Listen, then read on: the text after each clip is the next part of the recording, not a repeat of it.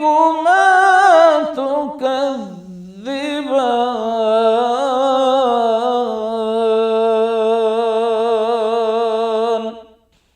محترم ناظرین، السلام علیکم ورحمۃ اللہ وبرکاتہ۔ میں زبیر ہاشمی پروگرام فرمان الہی میں آپ سبھی ناظرین کا خیر مقدم کرتا ہوں۔ ناظرین، آج ہم آپ کی خدمت میں سورہ بقرہ کی آیت نمبر 253 سے 259 تک تلاوت اور اس کا ترجمہ پیش کریں گے۔ آج جن آیتوں کی تلاوت کی جانے والی ہے ان میں ایک آیت ایسی ہے جن کے بارے میں بہت ساری فضیلتیں بیان کی گئی ہیں، اور وہ آیت ہے آیت الکرسی۔ یعنی جتنے فضائل آیت الکرسی کے تعلق سے بیان کیے گئے ہیں اس طریقے سے کسی اور آیت کے تعلق سے بیان نہیں کی گئی ہیں۔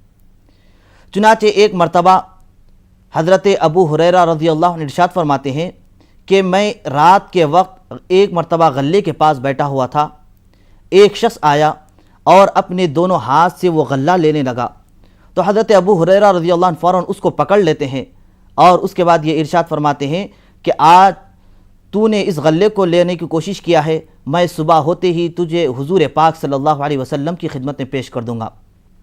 تو وہ شخص اپنی غربت کا اظہار کرنے لگا اور یہ کہنے لگا کہ میرے بال بچے ہیں، وہ بھوکے پیاسے ہیں، جب تک میں ان کے کھانے کے لیے کوئی چیز نہ لے جاؤں گا تب تک وہ بھوکے پیاسے ہی رہیں گے، ان کی بھوک اور پیاس کو مٹانا میرے ذمہ ہے۔ تو حضرت ابو ہریرہ رضی اللہ عنہ رحم کھا کر اسے چھوڑ دیتے ہیں۔ جب صبح ہوئی، حضور اکرم صلی اللہ علیہ وسلم کی خدمت میں حضرت ابو ہریرہ رضی اللہ عنہ گئے تو حضور صلی اللہ علیہ وسلم نے یہ ارشاد فرمایا کہ اے ابو ہریرہ، رات کے قیدی کے ساتھ تمہارا کیا معاملہ ہوا؟ حضرت ابو ہریرہ رضی اللہ عنہ سارا واقعہ بیان فرماتے ہیں کہ یا رسول اللہ، اس نے میرے سامنے اپنی غربت کا اظہار کیا، بس میں نے رحم کھا کر اسے چھوڑ دیا۔ حضور علیہ الصلوۃ والسلام ارشاد فرماتے ہیں کہ اے ابو ہریرہ، وہ شخص تم سے جھوٹ کہا، آج پھر وہ ضرور آئے گا۔ تو اس طریقے سے دوسری رات بھی وہ شخص آیا اور یہی واقعہ ہوا، تیسری رات بھی پھر وہی شخص آتا ہے۔ جب یہی واقعہ ہوتا ہے تو حضرت ابو ہریرہ رضی اللہ تعالیٰ عنہ فوراً اس کو پکڑ لیتے ہیں اور اس کے بعد یہ ارشاد فرماتے ہیں کہ صبح ہوتے ہی میں تجھے ضرور حضور صلی اللہ علیہ وسلم کی خدمت میں پیش کر دوں گا۔ تو وہ شخص اپنی غربت کا پھر اظہار کرتے ہوئے یہ کہنے لگا کہ اے ابو ہریرہ، میں آج تم کو ایک ایسی آیت کے بارے میں بتلاؤں گا جس کے پڑھنے سے تم کو بہت سارا فائدہ حاصل ہوگا۔ اور وہ کہنے لگتا ہے کہ اے ابو ہریرہ، تم آیت الکرسی کی تلاوت کرتے رہو، اس میں بہت ساری فضیلتیں اللہ نے رکھا ہے۔ تو حضرت ابو ہریرہ رضی اللہ تعالیٰ عنہ جب یہ سنتے ہیں تو فوراً اس کو رہا کر دیتے ہیں، چھوڑ دیتے ہیں۔ جب حضور اکرم صلی اللہ علیہ وسلم کی خدمت میں صبح ہوتے ہی حاضر ہوتے ہیں حضرت ابو ہریرہ رضی اللہ عنہ، تو حضور صلی اللہ علیہ وسلم یہ ارشاد فرماتے ہیں کہ اے ابو ہریرہ، کیا تم جانتے ہو کہ وہ شخص کون تھا؟ تو حضرت ابو ہریرہ رضی اللہ تعالیٰ عنہ ارشاد فرماتے ہیں کہ یا رسول اللہ صلی اللہ علیہ وسلم، میں نہیں جانتا کہ وہ شخص کون تھا۔ حضور صلی اللہ علیہ وسلم ارشاد فرماتے ہیں کہ اے ابو ہریرہ سن لو، وہ شخص شیطان تھا، ایک جھوٹے نے تم سے سچی بات کہی۔ ناظرین، واقعی آیت الکرسی ایک بڑی فضیلت والی اور برکت والی آیت ہے۔ اس کے تعلق سے حضور نبی کریم صلی اللہ علیہ وسلم ارشاد فرماتے ہیں کہ جو کوئی بندہ رات میں سوتے وقت اگر آیت الکرسی پڑھ کر سوئے گا تو صبح ہونے تک شیطان اس کے قریب نہیں آ سکتا۔ آئیے ناظرین، مزید معلومات حاصل کرنے کے لیے سنتے ہیں سورہ بقرہ کی تلاوت اور اس کا من ترجمہ۔ الشیطان الرجیم، بسم اللہ الرحمن الرحیم۔ شروع کرتا ہوں اللہ کے نام سے جو بڑا مہربان نہایت رحم والا ہے۔ تلک الرسل فضلنا بعضهم على بعض منهم من كلم الله ورفع بعضهم درجات وآتينا عيسى ابن مريم البينات وأيدناه بروح القدس ولو شاء الله ما اقتتل الذين من بعد بعدهم من بعد ما جاءتهم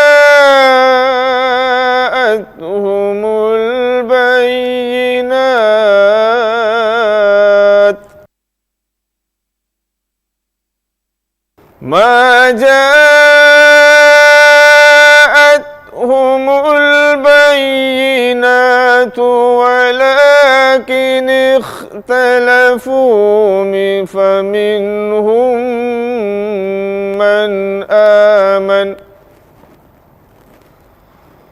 ولكن اختلفوا فمنهم من آمن ومنهم من كفر ولو شاء الله ما اقتتلوا ولكن الله يفعل ما يريد۔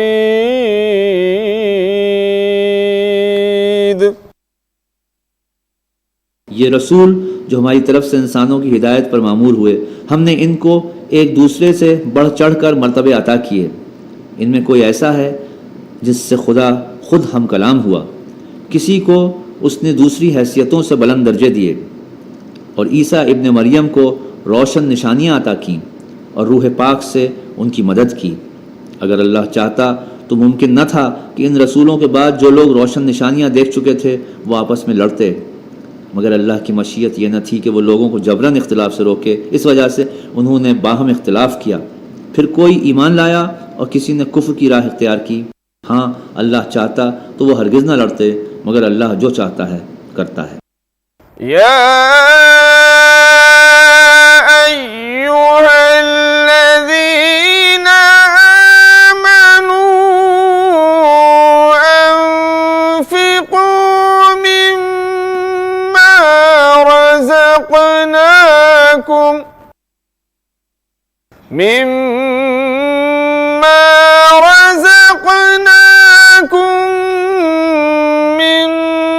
قبل أن يأتي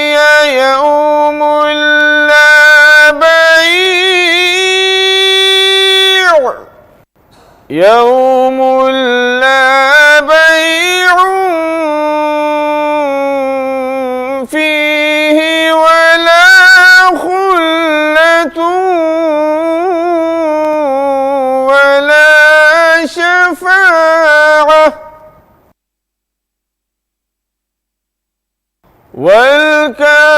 والكافرون هم الظالمون۔ اے لوگو جو ایمان لائے ہو، جو کچھ مال متاع ہم نے تم کو بخشا ہے اس میں سے خرچ کرو، قبل اس کے کہ وہ دن آئے جس میں نہ خرید و فروخت ہوگی، نہ دوستی کام آئے گی اور نہ سفارش چلے گی، اور ظالم اصل میں وہی ہیں جو کفر کی روش اختیار کرتے ہیں۔ اللہ لا الہ الا هو الحی القیوم لا تأخذه سنة ولا نوم له ما في السماوات وما في الأرض من ذا الذي يشفع عنده إلا بإذنه يعلم ما بين أيديهم وما خلفهم ولا يحيطون بشيء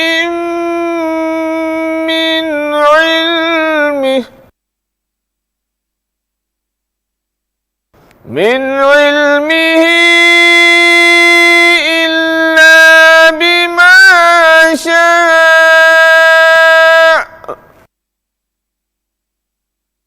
وسع كرسيه السماوات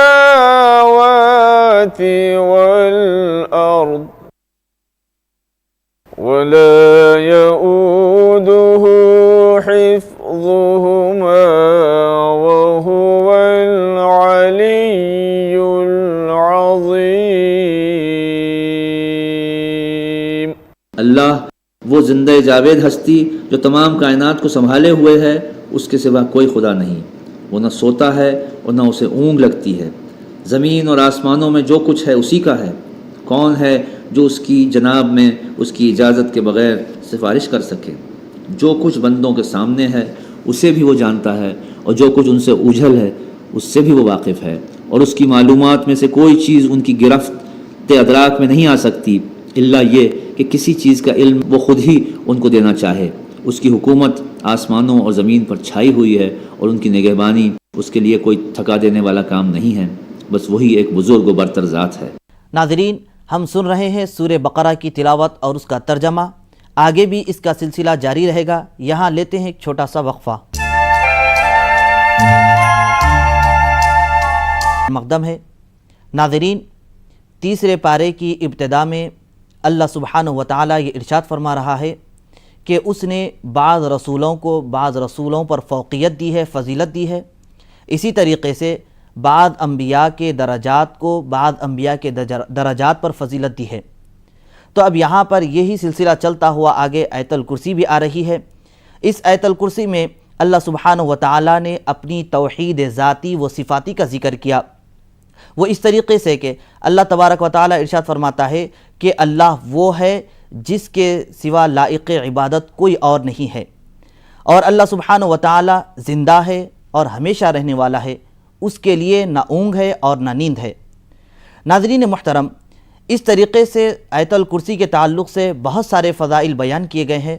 چنانچہ حضور پاک صلی اللہ علیہ وسلم ایک فضیلت یہ بیان فرماتے ہیں کہ جو کوئی آدمی ہر فرض نماز کے بعد آیت الکرسی کی تلاوت کرتا رہے گا اور اگر اسی حالت میں وہ مر جائے تو جنت میں داخل ہونے سے اسے کوئی چیز نہیں روک سکتی، وہ جنت میں چلا جائے گا۔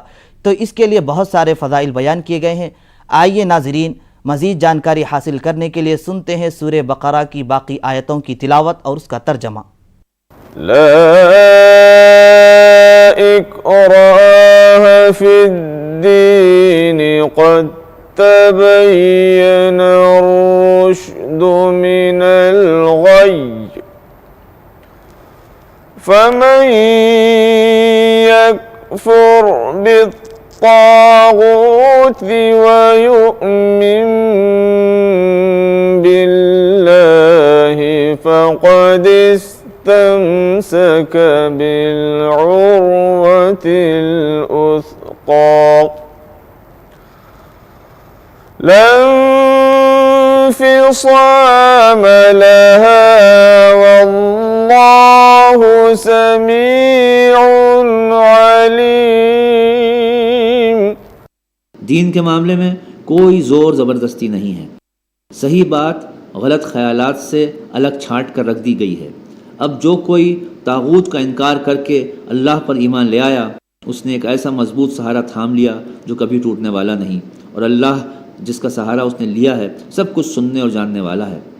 اللہ ولی الذین آمنوا یخرجهم من الظلمات إلى النور والذین كفروا أولیاؤهم الطاغوت يخرجونهم من النور إلى الظلمات أولئك أصحاب النار هم فيها خالدون۔ جو لوگ ایمان لاتے ہیں ان کا حامی و مددگار اللہ ہے، اور وہ ان کو تاریکیوں سے روشنی میں نکال لاتا ہے، اور جو لوگ کفر کی راہ اختیار کرتے ہیں ان کے حامی و مددگار طاغوت ہیں، اور وہ انہیں روشنیوں سے تاریکیوں کی طرف کھینچ لے جاتے ہیں۔ یہ آگ میں جانے والے لوگ ہیں جہاں یہ ہمیشہ رہیں گے۔ تلاوت اور ترجمے کا سلسلہ جاری رہے گا۔ یہاں لیتے ہیں ایک چھوٹا سا وقفہ۔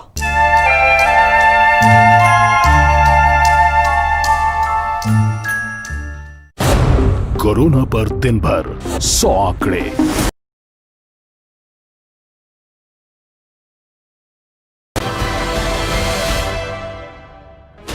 16 channels, 15 languages, 26 states, 1200 plus reports۔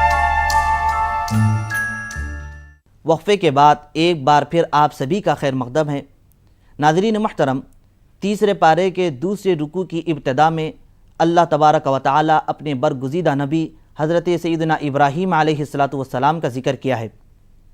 حضرت ابراہیم علیہ السلام اپنے زمانے کے ظالم بادشاہ نمرود سے گفتگو کر رہے تھے کہ نمرود اپنے آپ کو خدائی کا دعویٰ کرنے بیٹھا تھا۔ حضرت ابراہیم علیہ السلام اپنے رب تبارک و تعالیٰ کے صفات کو بیان فرماتے ہوئے یہ ارشاد فرمائے کہ میرا رب تو وہ ہے جو زندگی عطا فرماتا ہے اور موت بھی دیتا ہے۔ تو نمرود کہنے لگا کہ اس میں کون سی بڑی بات ہے کہ میں بھی زندگی دیتا ہوں اور موت بھی دیتا ہوں۔ چنانچہ اپنے دونوں قیدیوں کو لے کر آیا، جو ایک سزا کا مستحق تھا اور ایک کو رہا کر دیا گیا تھا۔ اب جس کو رہا کا حکم دیا گیا تھا اس کو پکڑ کر قتل کر دیتا ہے، اور جو سزا کا مستحق تھا اس کو رہا کر دیتا ہے۔ اس کے بعد یہ کہتا ہے کہ ابراہیم بتلاؤ، اب تو میں نے زندہ بھی کیا ہے اور موت بھی دیا ہے۔ تو حضرت ابراہیم علیہ السلام ارشاد فرماتے ہیں کہ میرا رب تو وہ ہے جو سورج کو مشرق سے نکال کر مغرب میں ڈبوتا ہے۔ اگر تو رب ہے تو سورج کو مشرق سے نکال مغرب میں ڈبو دے۔ تو اللہ تبارک و تعالیٰ اس آیت پاک میں یہ ارشاد فرماتا ہے کہ جب یہ اس نے بات سنی تو حیران و پریشان ہو گیا۔ تو ناظرین، اس سے ہمیں یہ معلوم ہو رہا ہے کہ اللہ سبحانہ و تعالیٰ ہر چیز پر قدرت رکھنے والا ہے۔ آئیے مزید معلومات حاصل کرنے کے لیے سنتے ہیں آج کی باقی آیتوں کی تلاوت اور اس کا ترجمہ۔ أَلَمْ تَرَ إِلَى الَّذِي حَاجَّ إِبْرَاهِيمَ فِي رَبِّهِ أَنْ آتَاهُ اللَّهُ الْمُلْكَ إِذْ قَالَ إِبْرَاهِيمُ رَبِّيَ الَّذِي يُحْيِي وَيُمِيتُ قَالَ أَنَا أُحْيِي وَأُمِيتُ قَالَ إِبْرَاهِيمُ فَإِنَّ اللَّهَ يَأْتِي بِالشَّمْسِ مِنَ الْمَشْرِقِ فَأْتِ بِهَا مِنَ الْمَغْرِبِ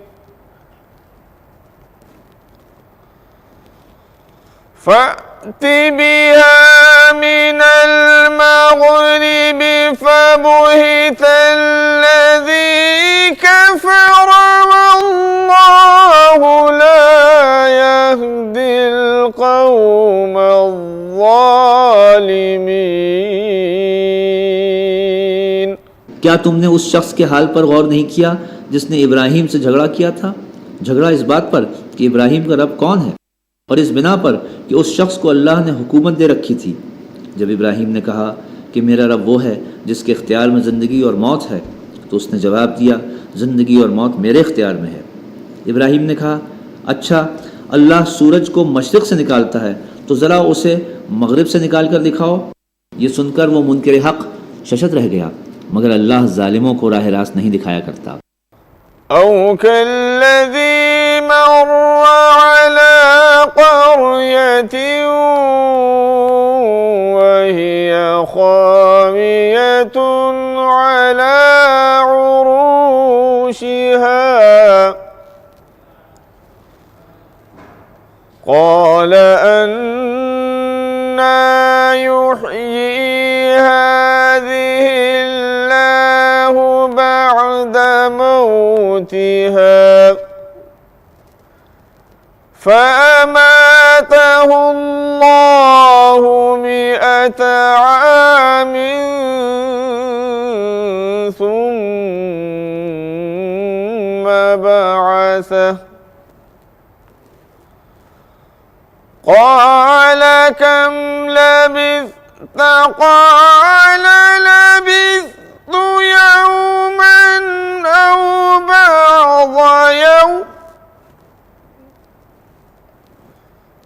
قال بل لبثت 100 عام فانظر إلى طعامك وشرابك لم يتسنه وانظر إلى حمارك ولنجعلك آية للناس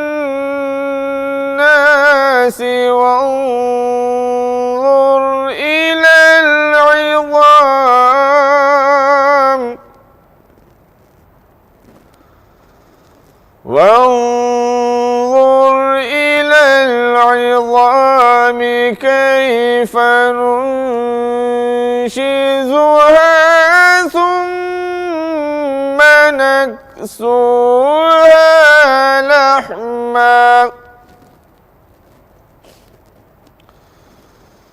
فلما تبين له قال أعلم أن الله على كل شيء قدير صدق اللہ العظیم۔ یا پھر مثال کے طور پر اس شخص کو دیکھو جس کا گزر ایک ایسی بستی پر ہوا جو اپنی چھتوں پر اوندھی گری پڑی تھی۔ اس نے کہا یہ آبادی جو ہلاک ہو چکی ہے اسے اللہ کس طرح دوبارہ زندگی بخشے گا؟ اس پر اللہ نے اس کی روح قبض کر لی اور وہ 100 برس تک مردہ پڑا رہا۔ پھر اللہ نے اسے دوبارہ زندگی بخشی اور اس سے پوچھا بتاؤ کتنی مدت پڑے رہے ہو؟ اس نے کہا 1 دن یا چند گھنٹے رہا ہوں گا۔ فرمایا تم پر 100 برس اسی حالت میں گزر چکے ہیں۔